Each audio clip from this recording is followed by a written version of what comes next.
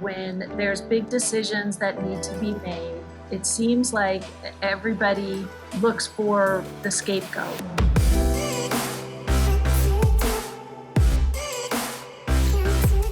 Hey everyone, welcome back to On Purpose, the #1 health podcast in the world. Thanks to each and every single one of you that come back every week to listen, learn, and grow. I love the community we're creating. The purposeful conversations we've been having over the past few weeks have just been absolutely phenomenal. And today's guest is going to take us to another level. I've been looking forward to this conversation for quite some time since we connected on Instagram and through a mutual friend.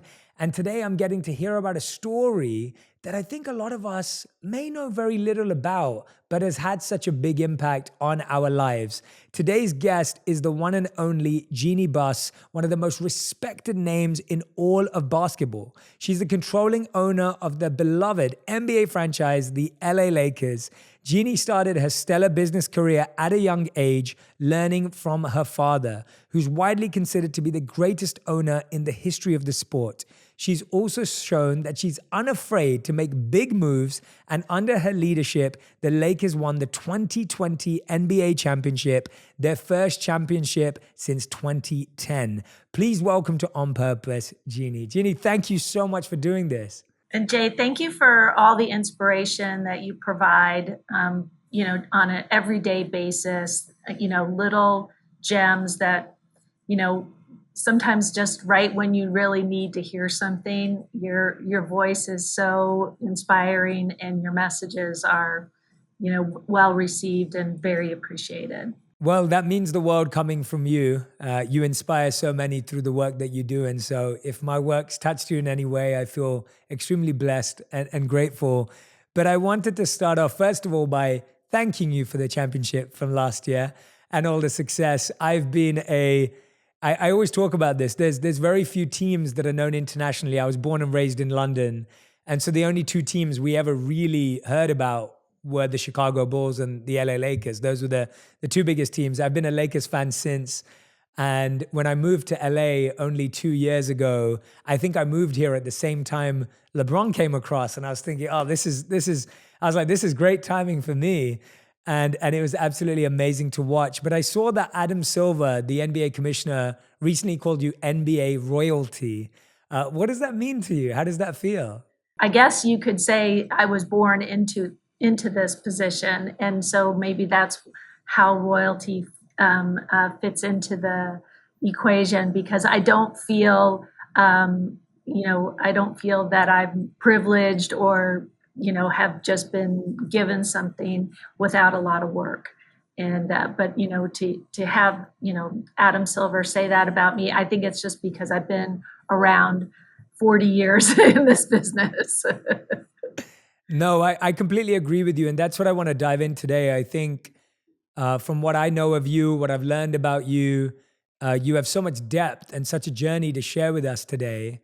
And you're absolutely right that often in the media and the news, like in the 3-minute interview, you miss that context of someone and who they are. And today I hope we get to learn that. I wanted to start with your childhood. And because I think childhood is so important in framing who we are. Tell us about a memory that you have from being a young girl that you feel has had such a big impact or impression on your life today. Growing up, I always wanted to work in the family business, that I loved being around family and being connected and contributing some way to the whole, to the unit, to the family. And, I think my dad saw that passion that I had for work. At that time, when he was building his wealth, he was in real estate. That's how he made his money. And so I always thought someday I would be working in real estate and development. But as soon as he had the opportunity, sports was his love. And he felt that, if he could, buy the Lakers, he also bought the Kings hockey team and the Forum where they played, that he wanted the opportunity to build a team and make them successful. wasn't born in Los Angeles, but he moved here like so many people who live here have.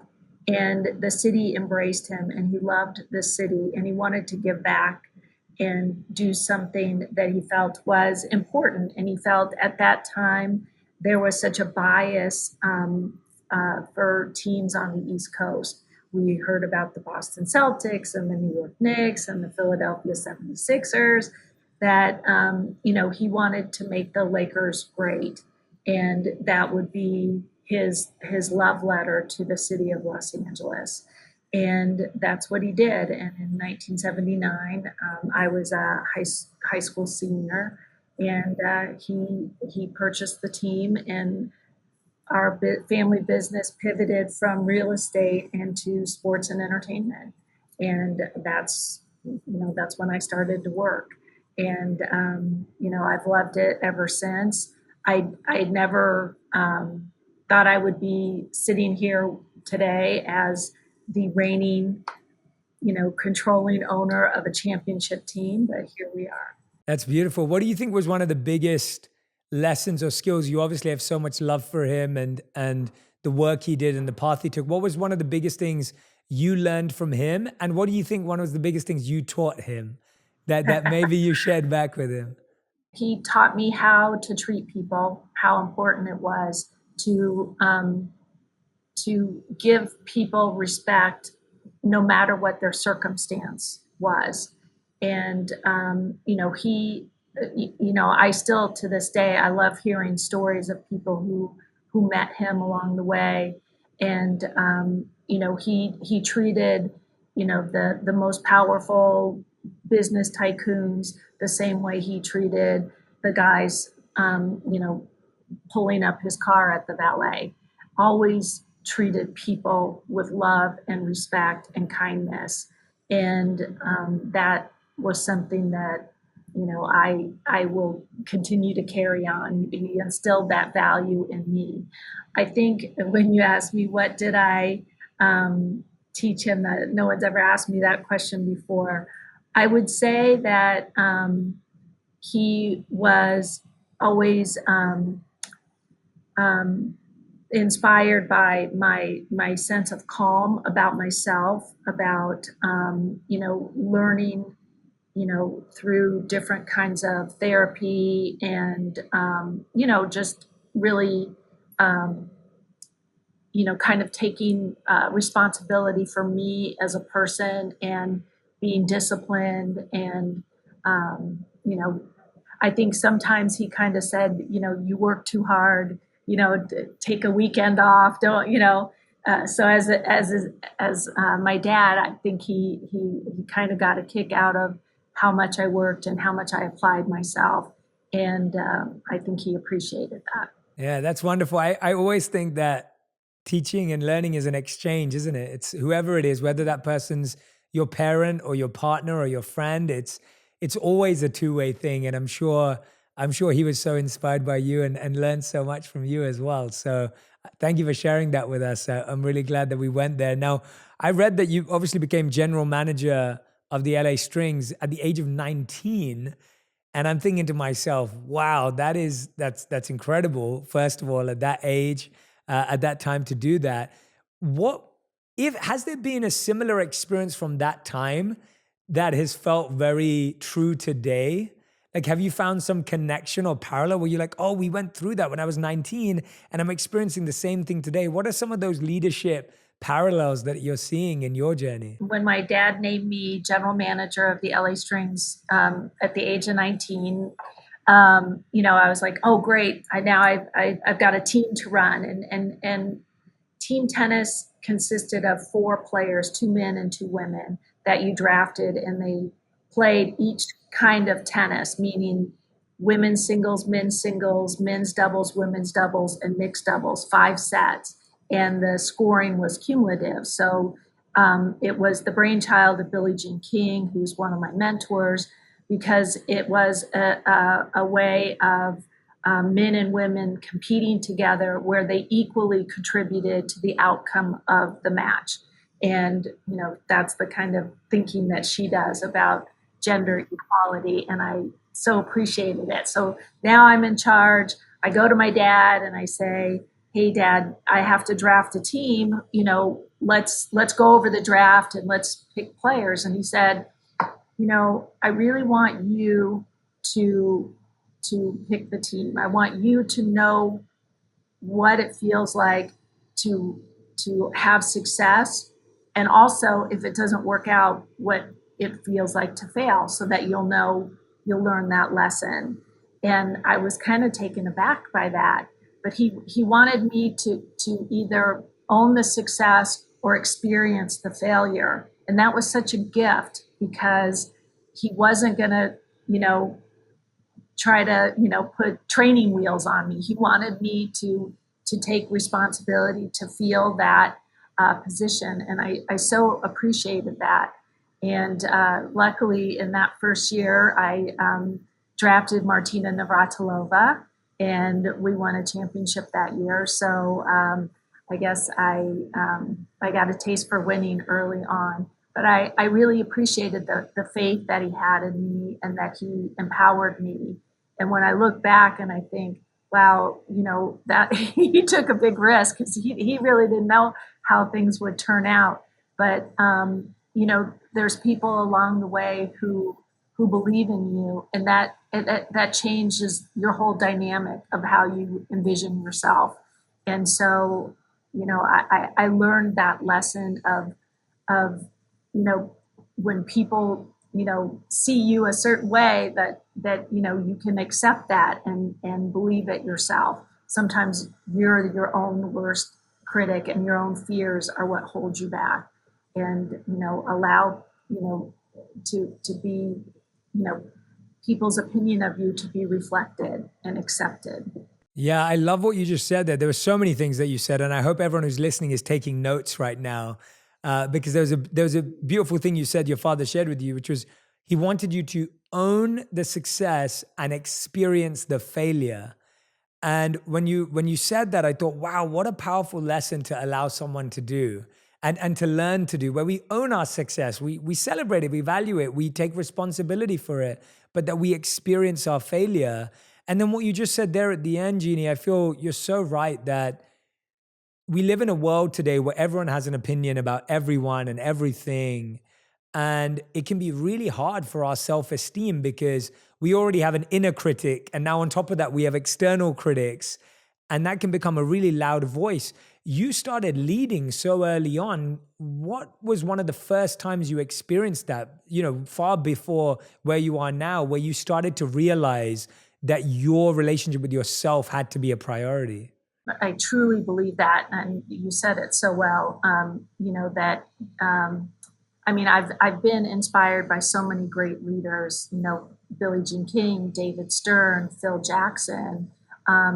People who didn't let the critics or the outside detractors feed the outcome. In other words, it's like you have to be fearless, and sometimes it's hard to do, and sometimes you might say, I got to put on a face today for the people I'm leading, and maybe I have some doubts, but they can't see that, and I have to be strong, and I have to stand my ground.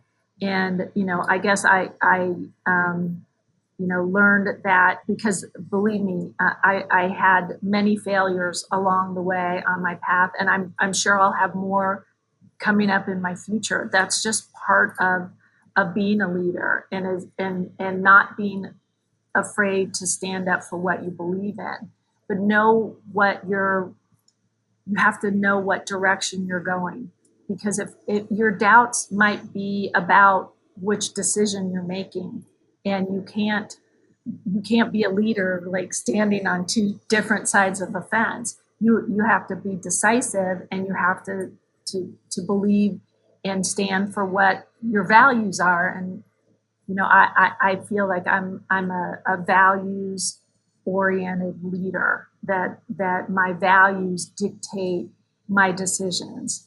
And when you are clear about what you value, then the decisions become very easy. I love that you just spoke about values. In my book last year, my first chapter is entirely about setting your and defining your values. So hearing you say that rings so true. How did you, Jeannie, develop your values? Because I think a lot of people hear that today, but they don't really know how someone chooses their values, how you define them, and also then how you use them. And it sounds like you're absolutely right. As a leader, you have to make some really big decisions. You don't get to kind of toe the line and sit on the fence, as you said. Tell us about what your values are in leadership, and how did you develop them? Where did they come from? I think the most important value that drives me is integrity. And it's about being truthful, and like the cliche, like say what you wait, do what you say and say what you do. Like that you are consistent in your decision making, and you don't look for excuses, and that if you didn't live up to your expectation, that you can accept it instead of trying to find someone to blame. In this day and age, you can't sit by the sidelines. You can't see something that's wrong and ignore it. And so that's really important to me. And that's like integrity throughout an organization, throughout society. And that's really holding yourself accountable and, speaking the truth and not trying to, lay off blame if things don't go your way.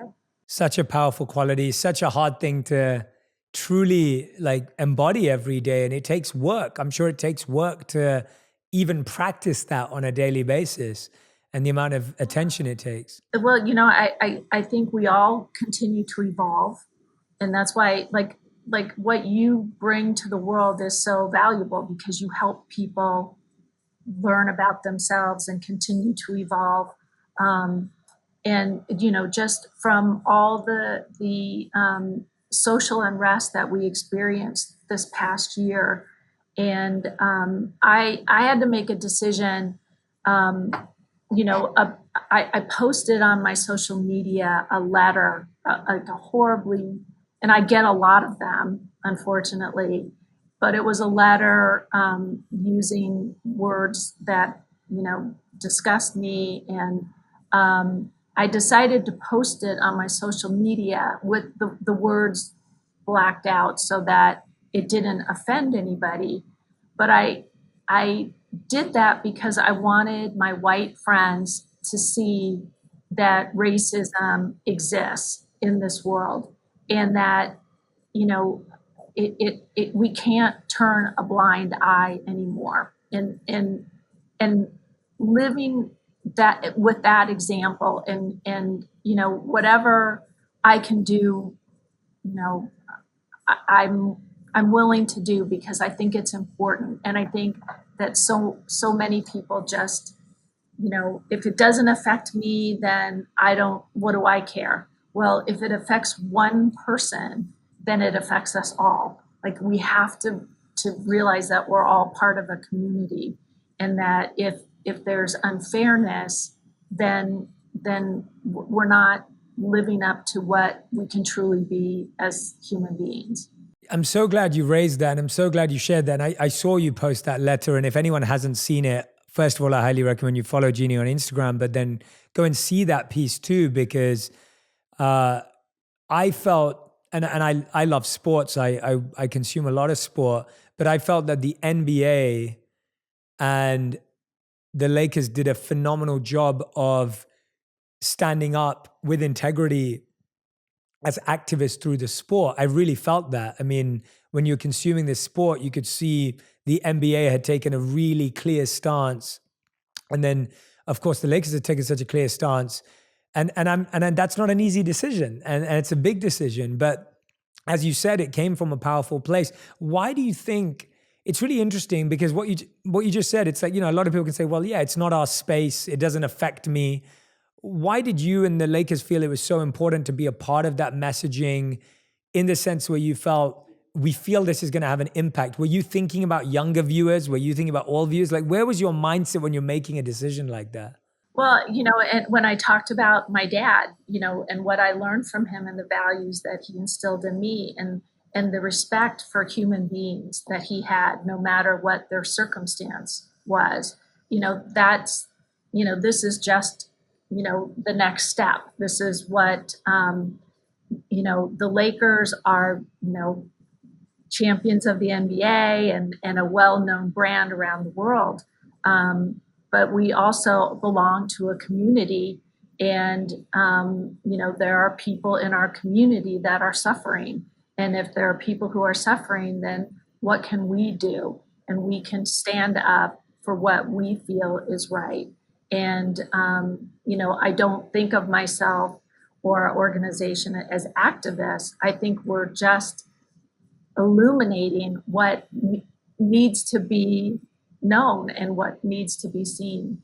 And, to have a player like LeBron James, who I am so proud of and so honored to stand beside in so many things, I think he represents so much of what the Lakers stand for.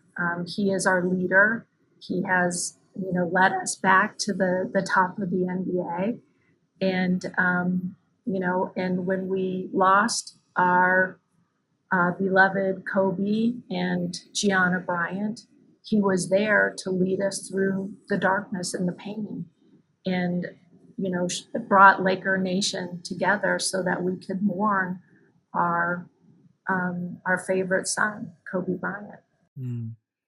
Yeah, no, and this is why I love hearing you speak about these themes and topics. It shows me what an incredible leader you are, and what breadth of vision you have. Like, it's such a wide vision. It's, we could be sitting here just talking about sports and stats and numbers and that kind of stuff. And obviously we knew we weren't going to talk about any of those things. That's why we did this.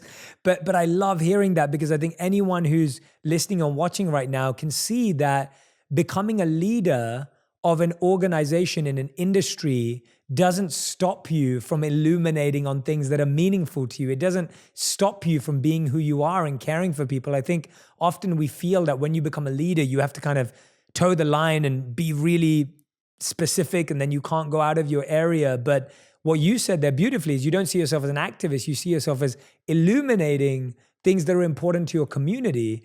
And I'm guessing that you felt a lot of support, but I'm sure the players also felt a lot of confidence knowing that the team felt that way, knowing that you felt that way. Like, I'm sure that builds a lot of trust. How have you built trust over the years? Because I think that's one of the hardest things in leadership. Like, you can have a group of people that win, you can have a group of people that succeed, but trust, especially these kind of themes, require a lot more trust. Tell me a bit about what you've learned about trust over the years, Jeannie, and how that's been built. Well, I think in my business,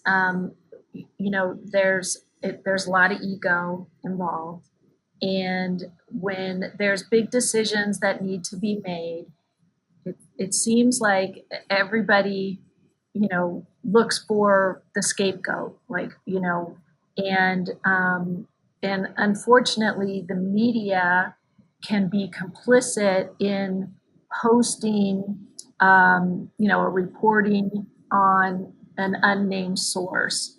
And so what I've seen in my experience is I've seen when a team has to trade a player, and well, what if that player goes on to the next team and does better? Well, then that's going to make me look bad. So now they have to create a narrative that this guy doesn't work hard enough, or this guy, was bad in the locker room. And that I cannot tolerate. I cannot tolerate a person, destroying someone else's character to pump up their own value. And, so when the media quotes, unnamed sources, I throw that out the window. Like, I don't listen to that. I would never be a part of that. But I know even in my own organization, when we were struggling for a few years, there were there were so many leaks in our organization that now you can't have integrity, you can't have trust, because when you're bringing your leadership together to talk about something, and then the next thing there's something in the media that was spoken behind closed doors. Now nobody trusts each other. Well, who was it? Finger pointing, and it's completely undermining to an organization to try to build any kind of success.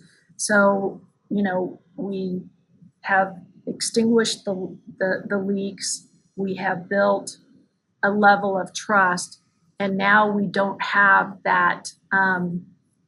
Who's stabbing me in the back? Who's supposed to be on my side but is setting me up for failure? And with all that distraction aside, now this is what can be accomplished. You can accomplish great things, and it doesn't mean that we have the formula of how to win a championship. But what happens is that we experience each other in the best way possible, that we can let down our guard and rely on one another and allow each other to complement my skill set with your skill set, because I know you're not going to make me look bad. And that's how the pieces come together to be stronger than the sum of its parts. And we got lucky that we won a championship, because it does take luck. It takes injuries, avoiding injuries and all that. But we came out on top, and we've got a really special thing going, a team that truly cares about each other. And LeBron signing an extension and Anthony Davis signing an extension is really a great reflection on that, what we're building here. And that's what, for me, that's what is the fulfilling part of it, is the trust and the connections and the relationships that we build. And then the winning happens, right? So, that's how I. Yeah, that's your metric of success. Like, that's like winning the championship, of course, is an incredible metric of success. But the deeper metric of success is that trust, that rebuilding together, that desire for people to want to commit and stay on. Those are the real signs of something truly being created, is what I'm hearing. And Yes. and what you were saying around, it sounds like you've just created really clear boundaries of what your expectations are. Because I feel when you were talking about the idea of having people around you that don't trust you, or having people where there are challenges and conflict, I think anyone who's listening and watching can relate to that in whatever workplace they're in. Like, everyone goes through that on a daily basis, where you don't know if that person's going to stab you in the back to get promoted or that. And so I feel people can relate to that. But it sounds like you've just created really clear boundaries for you and your team, and you're trying to hold everyone to a high standard. Tell me about, what do you think, Jeannie, has been your personal biggest, and I use the word challenge because I think failure often paints a negative view, but what would you say has been your personal biggest challenge in your life, and how have you worked to overcome it? Where have you had to go internally to overcome that challenge? That's a great question, because I recently experienced that. It was, when Magic Johnson stepped down as the head of our basketball, it really took me by surprise. And again, like that, I don't know really what's happening right now. And that's when, the people that I truly trust, that are close to me, said, you have to have an organization that reflects what's important to you. And, you can't fight what's happening out with all the speculation in the media. Don't fight it. Just be quiet and do your work. And that's what we did. It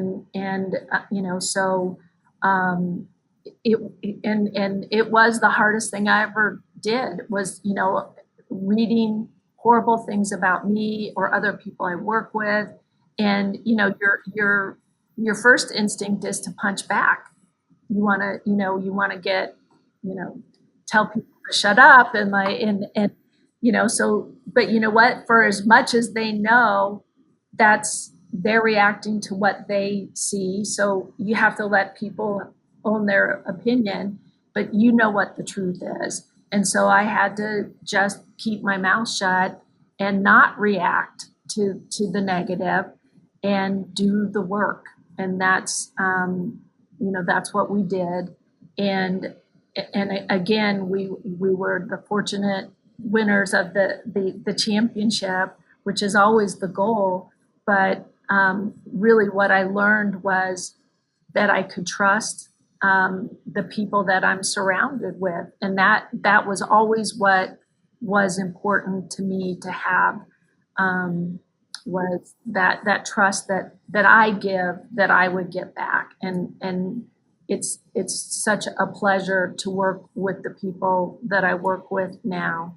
And there was a moment when Magic stepped down, because he was such an important part of why LeBron came to the Lakers to begin with, that I thought LeBron might decide, hey, this isn't what I signed up for. I want to be traded.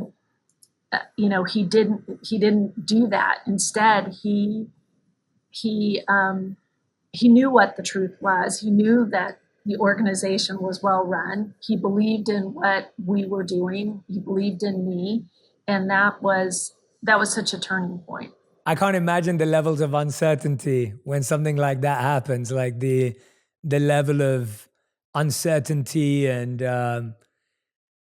the questioning and the insecurity about what and if and what's this person going to think and say and how's this going to react. Then when you're dealing with all of that, it's I wonder, what does Jeanie have to do before she's in the boardroom, right? It's like, what do you have to do behind closed doors, behind the scenes? What are your practices and some of your habits, maybe, Jeanie, that you do that allow you to stay? You were saying that the biggest thing your father loved about you was your ability to work hard but be calm.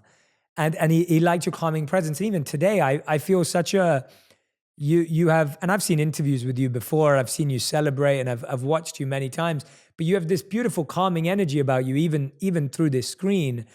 And I wonder, what are some of your practices and habits? What are some of the internal rituals that you've created for yourself that are not there in the boardroom, that aren't there on the news, but that you're doing every day or every week or every month, that are helping you be calm during that chaos? Having a routine in the morning is really important, and before you go to sleep. I think that's valuable. But I was with Phil Jackson for over 15 years, living with him, and he, they call him the Zen master. So I got a lot of my kind of clarity about what's important and how to focus, and watching him. There's a lot of ups and downs in our business. Just in everyday life, there's ups and downs, and he's so consistent in how he approached things. He never. He always looked forward. There was always a path. He never dwelled on what had just happened. If the team had lost by 60 points, it was forgotten about, or not forgotten. It was, okay, well, now what do we have another game coming up. It's always looking forward. And I guess that's the beauty, is that we always have the next day. We always have, we do our morning routine. We deal with what we deal with in the day, and then we go home and we have our routine, and we go to sleep to the next day, and we can make things better. So I guess there's like an optimism with that, but also that staying in the moment, that a routine allows you, and you know that you're going to have the next moment and you're going to do better and you're going to have another opportunity. So there's no reason to collapse now because you're going to have another chance. And I guess that's where I, the calmness comes, because it's like, there isn't anything that we can't, overcome or take on. Things might not always go our way, but, we have another day. Yeah, I really appreciate you saying that. I think that's something we often forget.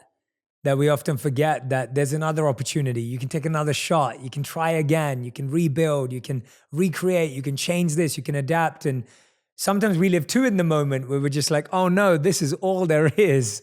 And it's not going right now, not realizing that there's always a growth. Now, one of the areas we don't see growth is that, there aren't many other women yet that are general managers of franchises. And I think that that's something that we are going to see change. It is something that you're a forefront leader in and will inspire so many.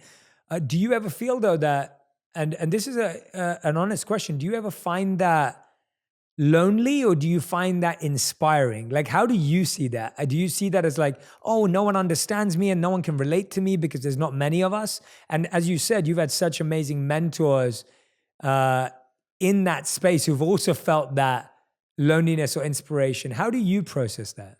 I know what it meant to me as a young person to see women in positions of power and how inspiring that was for me.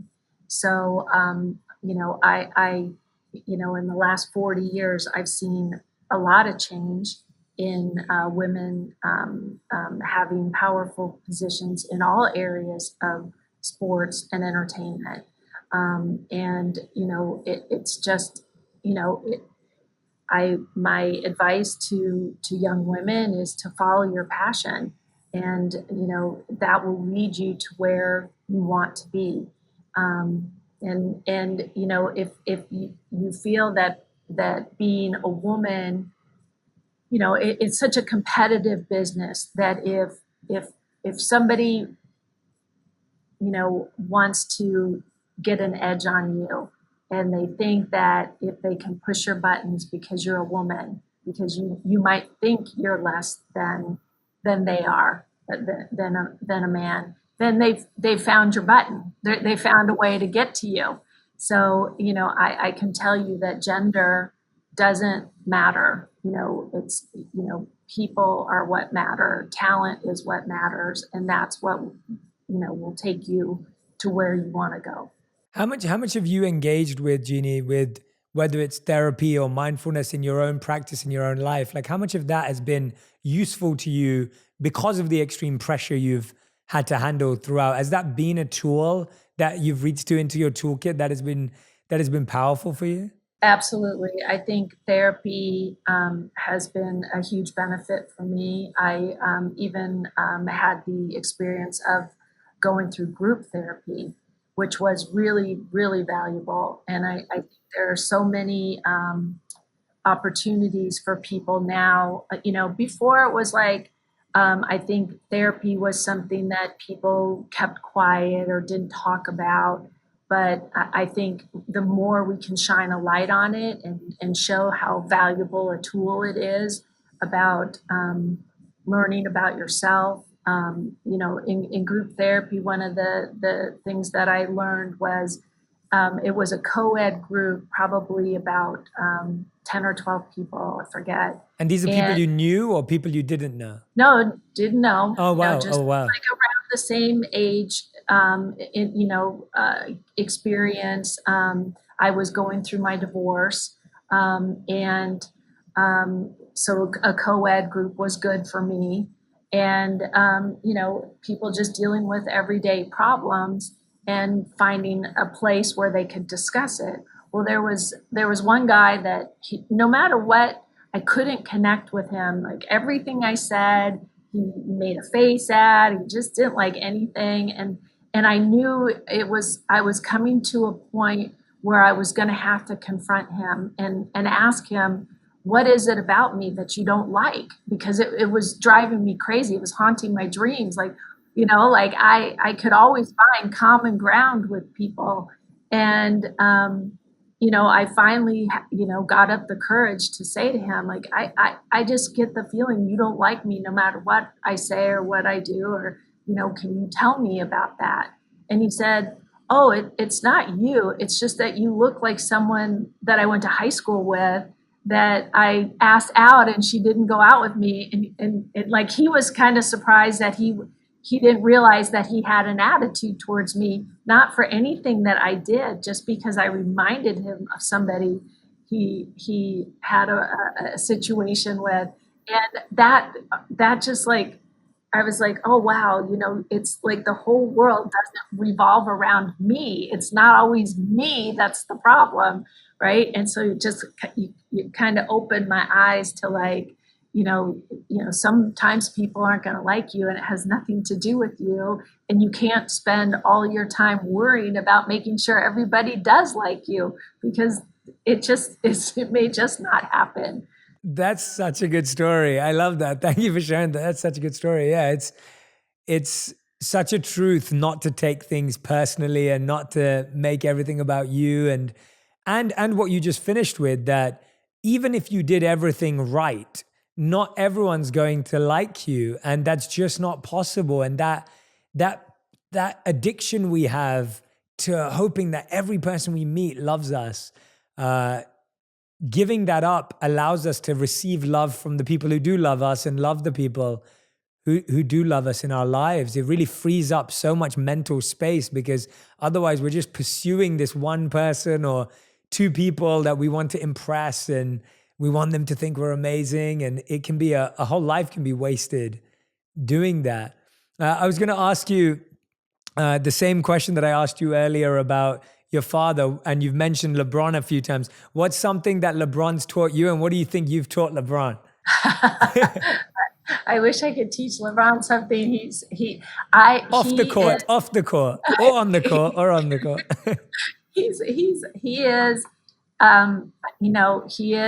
he is fearless, and I've watched him, and everything he says or does has a purpose. It isn't just wasted words or to get on camera. It's like, if he says something, he's thought about it, and it means something, and he's very consistent in his message. And I think he's like a real life superhero, because he fights for what he believes in, and he's the strongest person I've ever seen on the court. And he's been just an inspiration, and I've enjoyed getting to know him as a person, and he has inspired me, and I hope that I've inspired him, because he has a daughter, and I hope that, as a father, he sees what is possible for his daughter, because the collaboration that we have in winning a championship. Yeah, thank you for sharing. Yeah, it's beautiful, and I love hearing the genuine friendship you have with so many of the team and the players. And I wanted to ask you, because it's such a deep and dear memory of mine, and obviously such a big impact on whole of Laker Nation. When I think about Kobe Bryant and Gianna Bryant, it's when I sat with him for the interview, I've never felt that energy in the room before. It was different. It was completely different. And I say that to people, and I said that as soon as I'd interviewed him, and I just want everyone to know, I am not over amplifying it. It was that in the moment. It is not based on the events afterwards that make me say that. It was very real.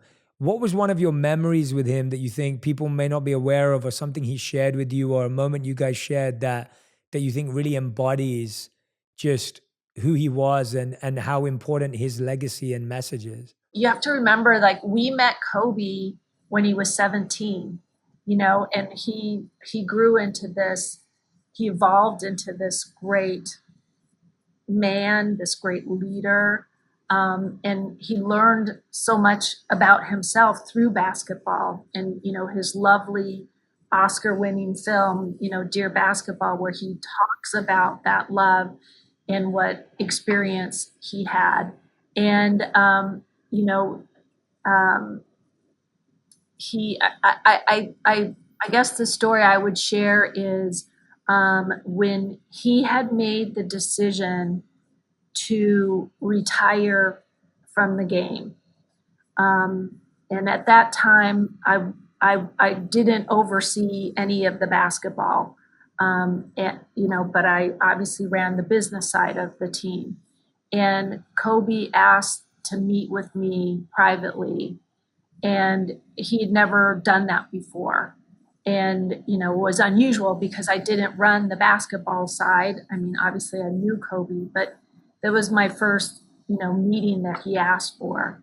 And at that meeting, he shared with me that he wanted to announce his retirement from the game he loved, and he had a very specific way he wanted to do it, and it required planning and logistics to make sure, because he wanted a letter to be given to every fan in attendance at the game. I think it was 2 weeks in advance that we had.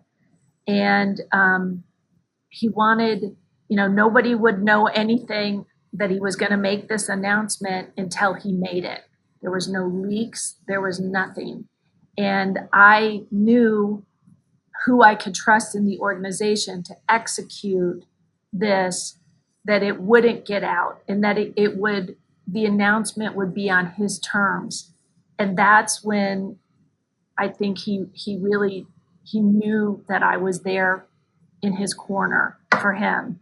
And that gift that he gave us by announcing his retirement at the end of November of that season allowed the whole NBA to pay tribute to him. So every town we went to, it was because the team at the time was we were in last place, we were not doing well, and but the Lakers sold out every arena that we went to because the fans that booed him and didn't want him showed him their love.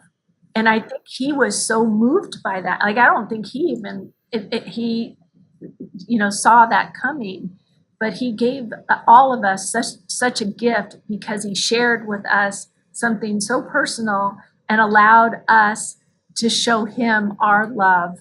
That just meant the world to me, that that he trusted me and he knew that I would do the right thing so that he could retire on his terms, which was so important for his mental well-being, to leave the game on his terms. So, I know the energy that you're talking about. He had the charisma, the knowing who he was, and we all know the Mamba mentality and the tough, but it all was from love. Everything came from love, the competitiveness. He loved playing. He loved when an opponent, he loved playing the Celtics.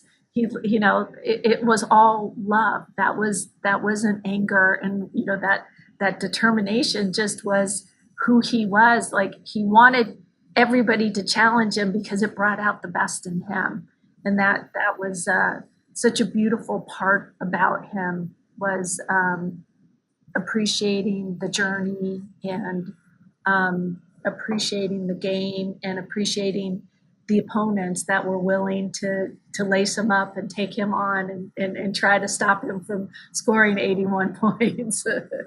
Jeanie, that's amazing. Thank you for sharing that. And thank you just this whole interview. I appreciate your candidness, your open-heartedness. You've been raw and vulnerable and open. And I'm always going to remember this interview for having felt that I've experienced heartfelt and ego-less leadership from you.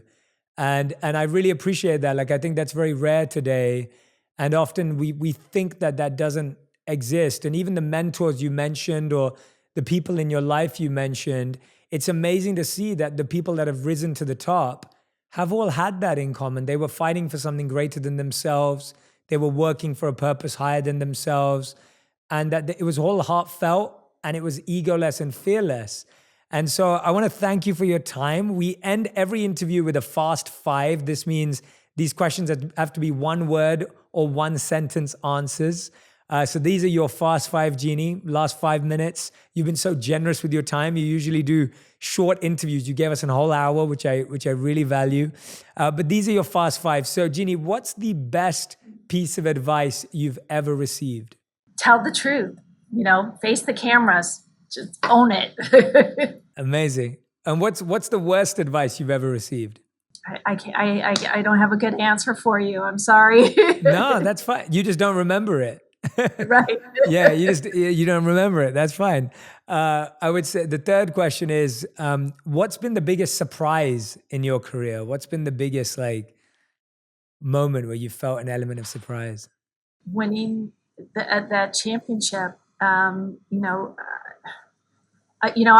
goal was to see the team do well in the playoffs and to be the last team standing in what LeBron has said, was one of the hardest championships ever to win after living in a bubble during a pandemic. That was the championship of 2020. I love that.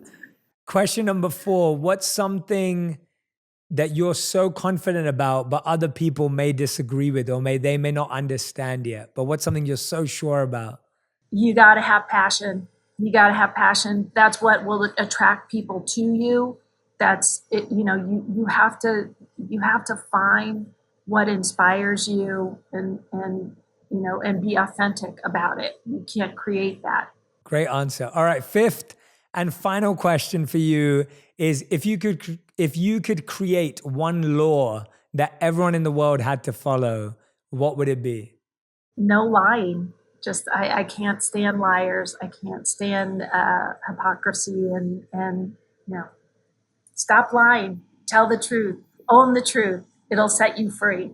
Amazing. Everyone, that is Jeanie Buss. Jeanie, thank you so much for doing this interview on Purpose today. I'm so excited to share it with my community. I loved your lessons on leadership. I thought the insight you gave about making difficult decisions and overcoming failures was huge.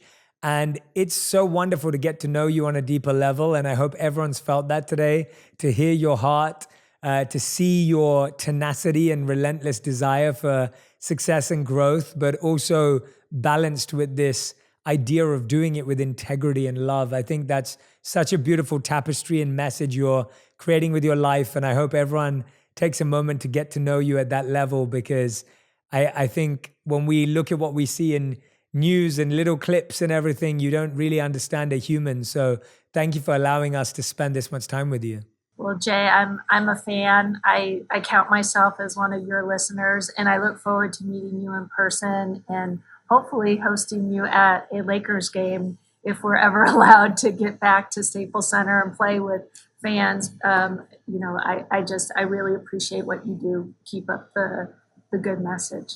Yeah, thank you so much. No, I look forward to that too. I really, really do. And I can't wait to see you go from strength to strength, and for you to hopefully one day share all of your lessons in many different ways and teach classes, write books, and help other people, because it's really special the way you're doing what you're doing. And I think that's what I admire so much, is your way.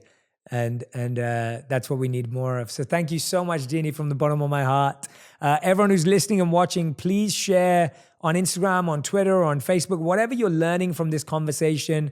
Make sure you tag Jeanie and I so we can see the incredible insights you've gained from this conversation. And as always, we will see you again next week for another episode. Thank you, Jeanie, and thanks everyone for listening. If you want even more videos just like this one, make sure you subscribe and click on the boxes over here. I'm also excited to let you know that you can now get my book, Think Like a Monk, from thinklikeamonkbook.com. Check below in the description to make sure you order today.